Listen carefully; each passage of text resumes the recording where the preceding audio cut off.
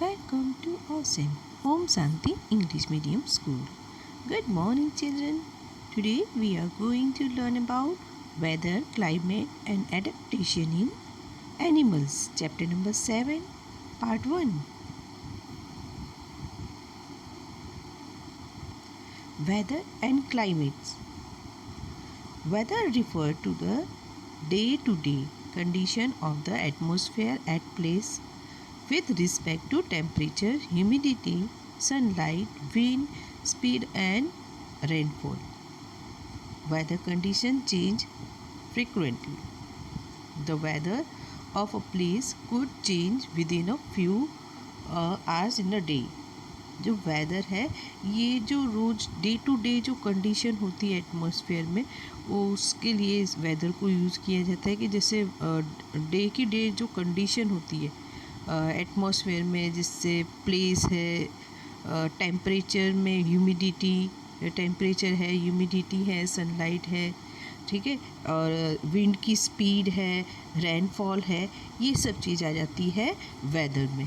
Weather condition जो है ये फ्रिक्वेंटली चेंज होती रहती है। जो वेदर है ये जो प्लेस इसमें जो चेंज होता है ये हर कुछ घंटों में इसमें वेदर में चेंजेस आते रहते हैं।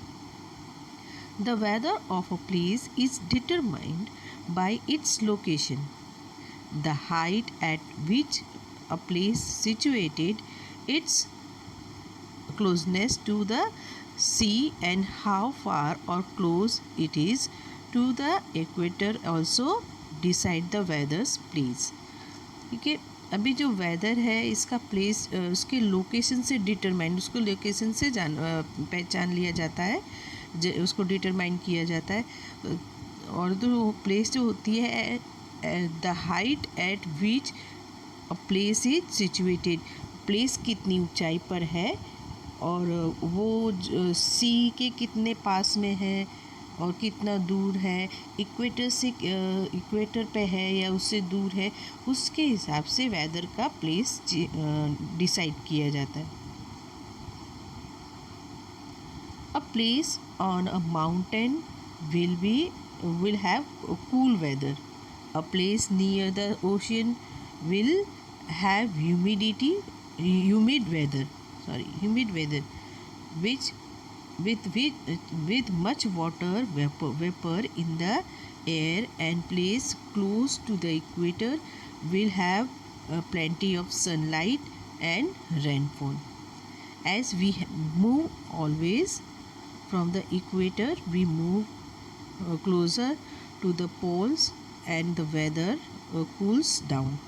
ठीक है, अभी जो वेदर होता है, अभी जो माउंटेन है, माउंटेन में हमेशा जहाँ प्लेस माउंटेन वाली जो जगह होती है, प्लेस होती है, वहाँ का वेदर कूल होता है। जो ओशन के पास जो वेदर होता है ओशन के पास जो वेदर होता है वो ह्यूमिड वेदर होता है। मीन्स वहाँ जो एयर होती है उसमें वाटर वेपर ज़्यादा होता है। और वो प्लेस जो इक्वेटर के पास में होता है, इक्वेटर के पे या इक्वेटर के आसपास होता है, वहाँ बहुत ज़्यादा सनलाइट मिलती है और वहाँ रेनफॉल भी होती है। ठीक है, ठीक है। और जो इक्वेटर से जो थोड़ा दूर होते हैं, as we move away from equator we move closer to the poles. Equator से दूर होते जाते हैं जैसे, और जैसे जैसे पोल के पास में आते हैं तो वेदर धीरे धीरे उसमें ठंडा होता जाता है, और जैसे जैसे इक्वेटर के पास आएंगे वैसे वैसे वेदर हॉट होता जाएगा, गर्म होता जाएगा। और जैसे जैसे दूर जाएंगे, और पोल आपको मालूम है कि जो पोल्स होती है वहाँ पर कितना ठंडा होता है, तो वहाँ पर उस तरफ जैसे जैसे आगे जाएंगे वेदर कैसा होता जाएगा, कूल होता जाएगा। The average weather condition present in a region over a long period of time is called climate or of the region. अभी वेदर तो आपको पता चल गया कि रोज़ का रोज़ जो चेंज होता है, हर कुछ घंटे में चेंज होता है। ठीक है, रोज़ रोज़ जो होता है उसको कहते हैं वेदर, और वो हर कुछ घंटे में चेंज हो जाता है।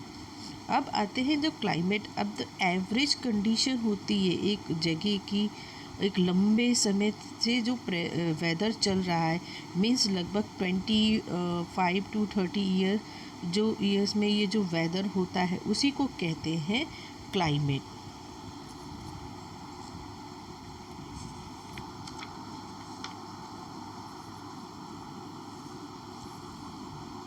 What makes climate condition on the earth for life? ठीक है, what make climatic condition on the earth suitable for life? चलो अब इसके बारे में पढ़ेंगे। The duration of sunlight, temperature and rainfall are the main factor that decide the climate of a place। ठीक है, अभी जो सनलाइट है, टेम्परेचर, रेनफॉल है, ये इसके मेन फैक्टर है जो ये डिसाइड करते हैं कि जगह का क्लाइमेट कैसा है। Life on the earth is powered by the sun. All the planets receive light and heat from the sun, but only Earth has conditions that support life.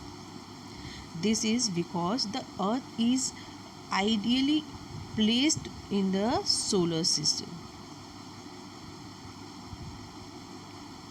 The other planets of the solar system are either too closer or too far away from the sun. As a result, they are either too hot or too cold to support life. अभी देखो जो climate है, जो मैंने आपको बताया कि ये ड्यूरेशन पे डिपेंड करता है कि सनलाइट है, टेम्परेचर है, रेनफॉल है, ये उसके मेन फैक्टर वही डिसाइड करते हैं कि क्लाइमेट कैसा है, उसकी जगह कैसी है। और आपको मालूम है कि जो हमारे अर्थ पे जो लाइफ है, जो लाइफ चल रही है, इसका मेन सोर्स, ये लाइफ का मेन पावर जो है वो सन है। जितने भी प्लैनेट्स हमें पता है अभी तक खोजे गए हैं, ये सारे प्लैनेट्स को जो लाइट मिलती, लाइट और हीट जो भी मिलता है, ये सन से ही मिलता है। लेकिन अर्थ एक ऐसा वो प्लैनेट है जिसमें ऐसी कंडीशंस है कि वो लाइफ उसको सपोर्ट कर मतलब वो लाइफ को सपोर्ट कर सकता है।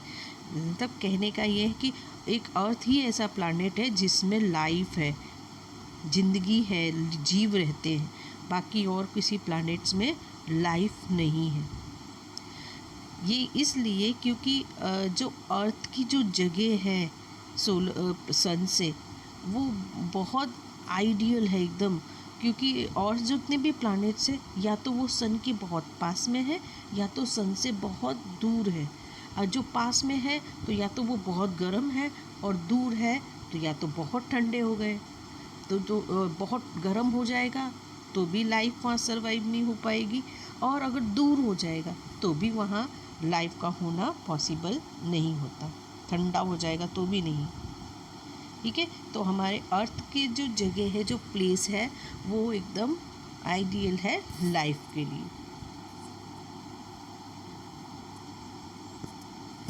Y do different region have different climate? अभी अलग अलग रीजन जो होता है उनका अलग अलग क्लाइमेट क्यों होता है? The temperature of different region on the earth vary. The temperature on the earth range from nearly -80 degrees Celsius at the pole to above 50 degrees Celsius in desert region of Africa. अभी आप देखो तो temperature आपको अर्थ में हर reason का अलग अलग temperature रहता है। ठीक है, हम नॉर्थ में जाते हैं तो वहाँ टेम्परेचर अभी अलग रहेगा। फिर साउथ में चले जाते हैं तो वहाँ का टेम्परेचर अलग अलग रहता है। इंडिया का टेम्परेचर कुछ अलग रहता है। ठीक है, तभी अमेरिका का टेम्परेचर देखो तो कुछ अलग ही रहेगा। इस तरह का अलग जगह का रीजन रीजन का जो टेम्परेचर है वो अलग अलग होता है।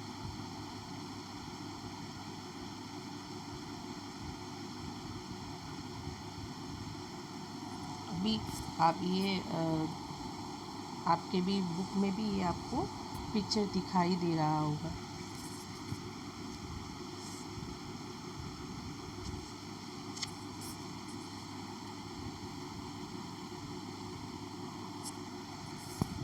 Climate in regions close to the equator. अभी जो इक्वेटर के जो पास में जो रीजन्स होते हैं वहाँ का जो क्लाइमेट होता है वो कैसा होता है? The equator is an imaginary circle equally distant from both poles. At the equator, the sun remains overhead throughout the year. The equatorial region, which lays between the tropical of Cancer and tropical of Capricorn, receive direct sunlight. Here, the earth absorbs more heat than it loses. That is why the tropical region close to the equator are warm. Even ocean in this region are warm. अभी जो आगे की slide में मैंने आपको picture दिखाया है, आप अपनी बुक में इसको ओपन करो और अभी ये देखो जो इक्वेटर होता है, ये इक्वेटर एक इमेजिनरी लाइन है। ये दोनों पोल्स को इक्वल पार्ट में डिवाइड कर देती है। ठीक है, अभी जो भी रीजन्स हैं जो इक्वेटर के पास में रहते हैं, जो ट्रॉपिकल ऑफ कैप्रिकॉर्न और ट्रॉपिकल कैंसर के बीच में जो आते हैं, उन लोगों को सीधा सनलाइट होती, जो सन होता है सीधा उनके हेड पर ही रहता है। तो इन लोगों को बहुत मतलब पूरा थ्रू आउट बहुत ज़्यादा सनलाइट मिलती है, एकदम तेज डायरेक्ट सनलाइट मिलती है। तो यहाँ का जो एटमॉस्फेयर होता है वो बहुत गर्म होता है। ठीक है, और ये जो इसीलिए यहाँ जो हीट मिलती रहती कंटिन्यू थ्रू आउट ईयर सन की, इसीलिए यहाँ का जो क्लाइमेट होता है ये वार्म होता है। और यहाँ तक कि यहाँ के जो ओशंस होते हैं वो भी वार्म रहते, गर्म रहते हैं। Now, climate in regions close to the poles. अब जो पोल्स के पास में जो रीजन्स है वहाँ का जो क्लाइमेट्स होता है वो कैसा होता है? At the pole, the sun is low in the sky. Therefore, the polar region receive slanted ray and less heat. Most of the heat is reflected away by the white ice covered surface. The south and north region are therefore very cold. Even the oceans in these regions are cold. अब देखो जो बिल्कुल पोल के पास में जो regions होते हैं वो वहाँ जो लाइट होती है सन की लाइट एकदम सीधी ना पड़ के स्लांट में जाती है, और जब स्लांट में जाती है तो उनको गर्मी कम मिलती है, वहाँ हीट कम जाती है। और जो जाती भी है तो वहाँ पर आइस होता है, वाइट कलर होता है। तो आपने पहले भी पढ़ा है कि जो वाइट कलर होता है ये लाइट कलर होते हैं वो सन को रिफ्लेक्ट करते हैं, जो सन को क्या लाइट को रिफ्लेक्ट करते हैं। तो यहाँ पर भी जब सन की लाइट आती है तो जो सन की रे उस पर पड़ती है तो वो उसको वापस रिफ्लेक्ट कर देते हैं, जो थोड़ी हीट मिलती भी है तो वो रिफ्लेक्ट हो जाती है, जिसकी वजह से यहाँ का जो क्लाइमेट है तो वो बहुत कोल्ड होता है। यहाँ तक कि ये जहाँ के जो ओशंस होते हैं ना वो भी बहुत कोल्ड, मीन्स यहाँ बर्फ़ जमी रहती है ओशंस में भी, बहुत ज़्यादा कोल्ड रीजन होता है ये।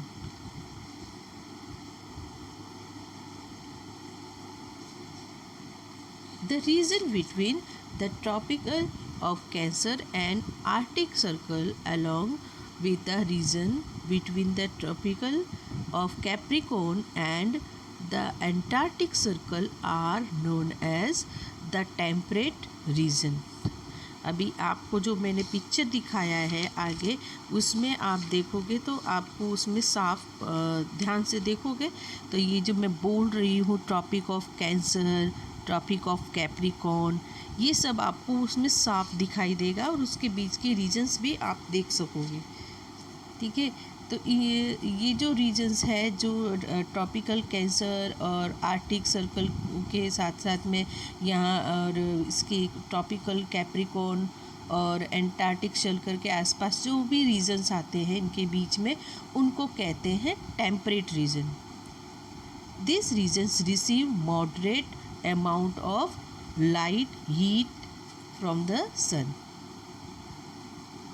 The temperate region therefore have moderate climate, which is neither hot nor cold.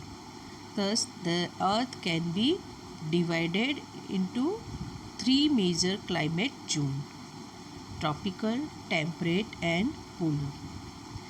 अब ये जो रीजन्स होते हैं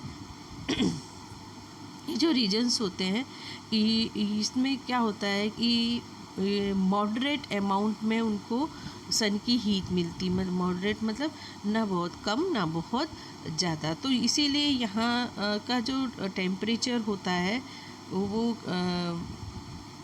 मॉडरेट क्लाइमेट उनको कह सकते हैं कि यहाँ ना बहुत ज़्यादा गर्मी होती है और ना ही बहुत ज़्यादा ठंडी होती है।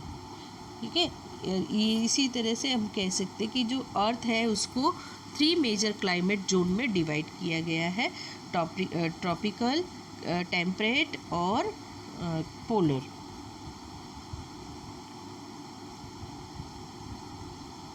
ठीक है,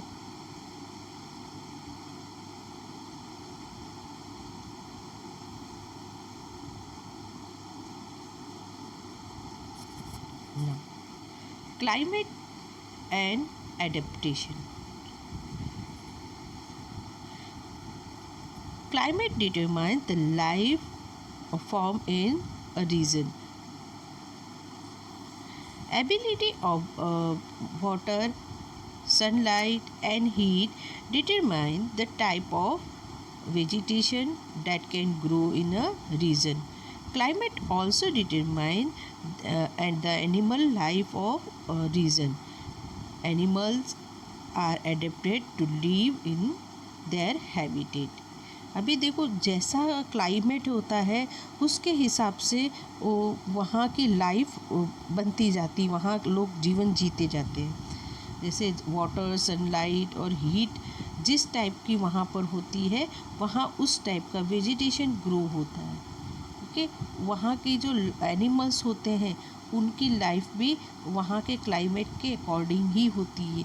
देखो अभी आपको सिंपल बताएं कि अगर हमारे यहाँ देखा जाए तो इंडिया में अलग अलग रीजन में भी अलग अलग क्लाइमेट होता है।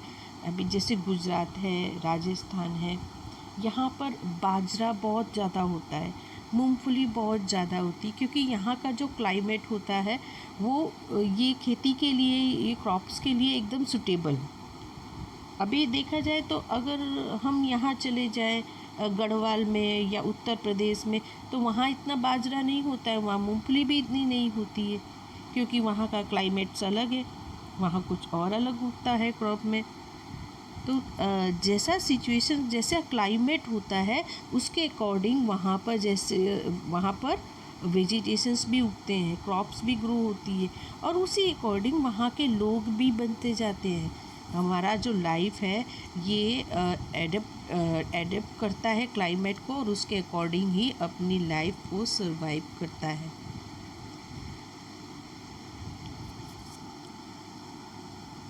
एनिमल्स जो होते हैं ये भी अपनी लाइफ, अपने हैबिटेट के अकॉर्डिंग लाइफ जीना स्टार्ट करते हैं। अभी ट्रॉपिकल रेन फॉरेस्ट में क्या होता है, वो कैसे वहाँ पर जो क्लाइमेट है उसके अकॉर्डिंग वहाँ जो लाइफ होती है वो कैसे सरवाइव करती है, एडेप्टेशन कैसे होता है, उसके बारे में पढ़ते हैं। Forest in the tropical region have a warm humid climate with plenty of sunlight and rainfall. The summer months are very hot and winter months are the summer months are not very hot and winter months are not very cold. This rainforest support a rich variety of life. Tropical rainforests are found in Western Ghats and Assam in India, Southeast Asia, Central America and Central Africa. अभी देखो जो reason जो है जो tropical में आते हैं, ऐसे फॉरेस्ट में क्या होता है, वार्म ह्यूमिड क्लाइमेट होता है, जहाँ बहुत ज़्यादा मतलब अच्छी खासी मात्रा में उनको सनलाइट मिलती है और वहाँ रेनफॉल भी बहुत होता है. यहाँ ना तो बहुत ज़्यादा मतलब गर्मी पड़ती है और ना ही बहुत ठंडी पड़ती है. समर मंथ में क्या होता है, यहाँ जो होता है वो वेदर बहुत गर्म होता है और विंटर में बहुत ठंडा नहीं होता. और जो यहाँ जो रेन फॉरेस्ट में जो लाइफ होती है, मतलब अलग अलग टाइप के यहाँ पर आपको एनिमल्स देखने को मिल जाएंगे इस जंगल में. जो ट्रॉपिकल रेन फॉरेस्ट होता है ये वेस्टर्न घाट में और आसाम, इंडिया में जो आसाम है, यहाँ south east Asia, central Africa and central America में आपको देखने को इस तरह के ट्रॉपिकल फॉरेस्ट, रेन फॉरेस्ट मिल जाएंगे देखने.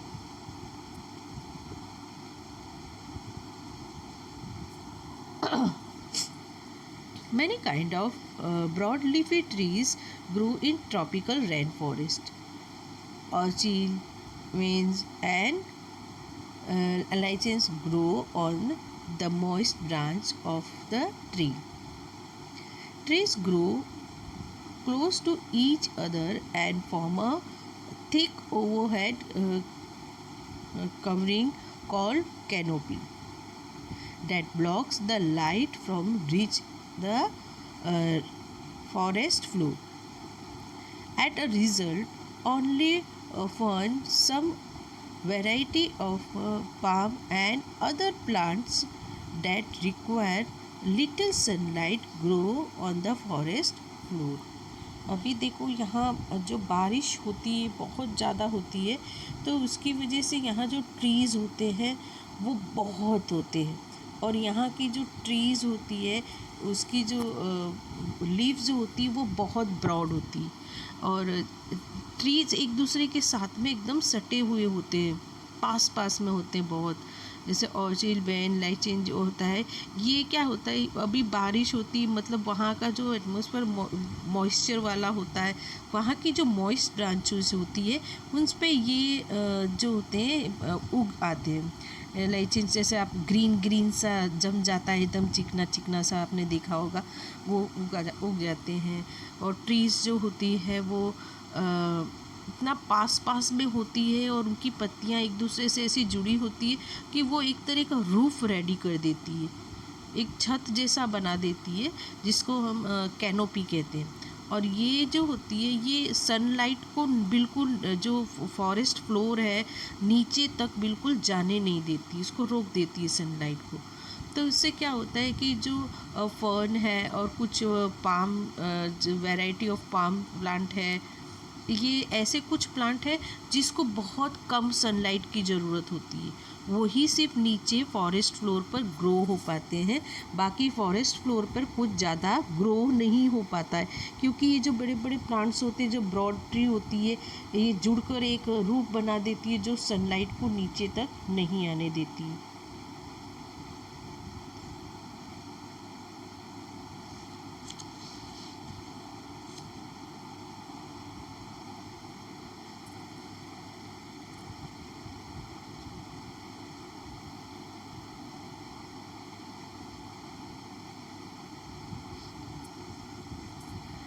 The dense vegetation of tropical forests support a large number of animals that are adapted to live in warm and wet conditions.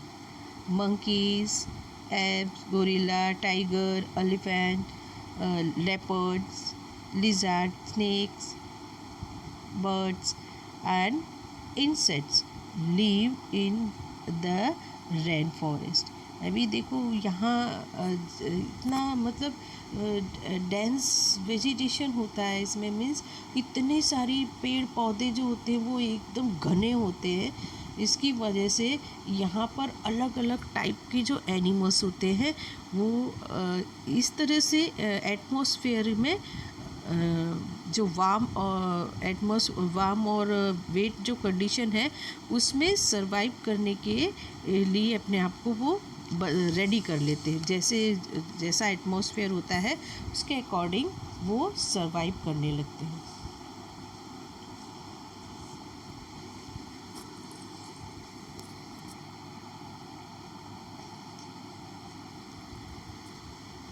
अभी देखो जितनी भी एनिमल्स हो या ह्यूमन बीइंग हो, हम अपनी जो लाइफ सरवाइव कर रहे हैं अपने क्लाइमेट्स के अकॉर्डिंग हम अपनी लाइफ जी रहे हैं। अभी जैसे अभी कोई साउथ इंडिया में रहता है, ठीक है, उसको वहाँ हमारा जो वेदर है, जो क्लाइमेट है, उसके अकॉर्डिंग हमारा बॉडी जो है वो एडेप्ट उसने क्लाइमेट को एडेप्ट किया है और उसके अकॉर्डिंग वो सरवाइव कर रहा है। अगर हम किसी साउथ इंडियन को ले जाके ऐसे पोलर रीजन के बिल्कुल जो पास एकदम कोल्ड वेदर है वहाँ ले जाके छोड़ दे सरवाइव करने के लिए, तो उसके लिए सरवाइव करना बहुत ज़्यादा मुश्किल हो जाता है। अब जो कुछ लोग जो वहाँ रह रहे हैं पहले से ही, वो इजीली रहते हैं क्योंकि उन्होंने वहाँ के क्लाइमेट को एडेप्ट कर लिया है और उसके अकॉर्डिंग वो सरवाइव कर रहे होते हैं। अभी हम अगर जाके वहाँ रहना स्टार्ट कर दे तो हमारे लिए सरवाइव करना बहुत मुश्किल हो जाएगा क्योंकि हमारा बॉडी उसके लिए रेडी ही नहीं होता है। हम अलग क्लाइमेट के लिए रेडी हुए थे और धीरे धीरे धीरे धीरे अगर अपने आप को उस एटमॉस्फेयर के अकॉर्डिंग बना ले तो ये पॉसिबल होता है, लेकिन उसके लिए बहुत परेशानी झेलनी पड़ेगी। ठीक है, अभी जैसे डेज़र्ट रीजन है, अभी डेज़र्ट में रेगिस्तान जो होता है वहाँ खूब सारी सैंड होती है, वहाँ सभी एनिमल्स इजीली नहीं चल सकते, लेकिन कैमल वहाँ इजीली चल सकता है। एक तो वहाँ पर वाटर भी नहीं होता है, वाटर की भी कमी होती है, स्केयर ऑफ वाटर होता है। तो ऐसे में जो एनिमल जो दूसरे एनिमल्स होते हैं उनके लिए सरवाइव करना पॉसिबल नहीं है, लेकिन जो कैमल होता है वो इस क्लाइमेट को उसने अडेप्ट कर लिया होता है और वो उसके अकॉर्डिंग वहाँ रह सकता है, उसका बॉडी भी उसी अकॉर्डिंग बन जाता है कि उसके ईजीली वो रेत में चल सकता है। तो ये जो ट्रॉपिकल फॉरेस्ट है इसमें भी जो एनिमल्स जो रहते हैं ये यहाँ की वेट और वार्म कंडीशन के अकॉर्डिंग ये सरवाइव कर सकते हैं, उनके अकॉर्डिंग ही इनका बॉडी बना होता है और यहाँ पर ये खूब फलते फूलते हैं, यहाँ पर उनका अच्छी मात्रा में अच्छी नंबर ऑफ उसमें रहते हैं।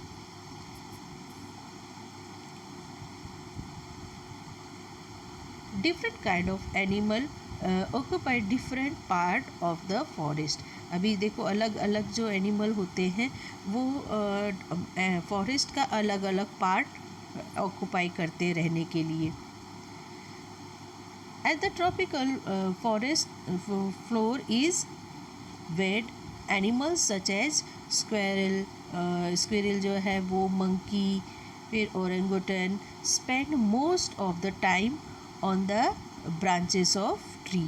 ये देखो ये जो कुछ मैंने एनिमल्स आपको बताए जैसे स्क्वेरल है, मंकी है, ओरेंगुटन है, ये अपना ज़्यादा से ज़्यादा टाइम अपना ट्री की ब्रांचेस पे ही स्पेंड करते हैं। These animals are adapted to live among the trees। ये जो एनिमल्स हैं ये एनिमल्स जो ट्रीज़ के बीच में रहने के लिए एडेप्टेड हैं। They are called arboreal animal. इन एनिमल्स को कहते हैं arboreal animal. Their limbs are perfectly structured to hold things firmly, walk on branches, climb trees, and allow them to feed on leaves and fruit of tree. अभी जो इनका मैंने बोला ना उनका जो बॉडी है वो ऐसे है, क्लाइमेट के अकॉर्डिंग उन्होंने ये क्लाइमेट को एडेप्ट कर लिया है, तो उनका जो बॉडी है वो उसी के अकॉर्डिंग है। जैसे कि उनके जो लिम्स होते हैं, हाथ पैर होते हैं, वो इस तरह से बने होते हैं कि वो ब्रांचेस को, किसी भी चीज़ को एकदम अच्छी तरह से पकड़ सकते हैं, वो ब्रांचेस पे चल सकते हैं, पेड़ पे चढ़ सकते हैं, ठीक है। और वो जो पेड़ में उगने वाले पत्तियों को और फ्रूट्स को खाते। Many kind of birds such as toucans, hornbills and parrots are adapted to live in the canopies of the tall trees. These birds spend all their life among the trees and feed mainly on fruit and seed. अभी ये जो birds होते हैं ये भी canopy जो होता है और उसमें ही लंबे लंबे जो बड़े बड़े पेड़ होते हैं, ट्रीज़ होते हैं, उसमें ही रहते हैं। और ये लोग भी ट्रीज़ में उगने वाले फ्रूट्स को खाना खाते हैं और वहाँ पर सरवाइव करते हैं।